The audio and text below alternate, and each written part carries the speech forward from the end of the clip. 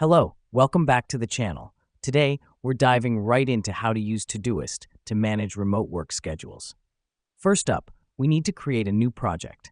On your Todoist dashboard, click Add Project on the left side of the screen.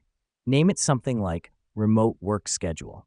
This step is crucial because projects allow us to organize tasks by category. Now that we've done that, let's add tasks to our project. Click on the newly created project and then click on Add Task. Type in your task, let's say Monday team meeting. Hit enter to save it.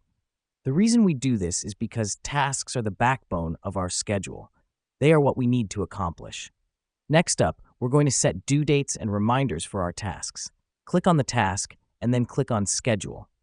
Pick a date from the calendar that pops up and set a reminder time. This helps us because it ensures we never miss a task. Todoist will send a notification to remind us when the task is due. Now let's assign tasks to team members. Click on the task, then click on the Assign To button. Type in the email of the team member you want to assign the task to. This is important as it allows us to delegate tasks and ensures everyone knows what they are responsible for.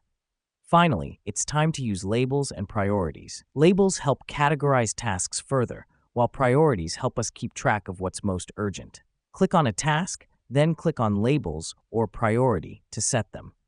This step is handy because it allows us to stay organized and focused on what's most important. So there you have it, a quick guide on how to use Todoist to manage your remote work schedules effectively.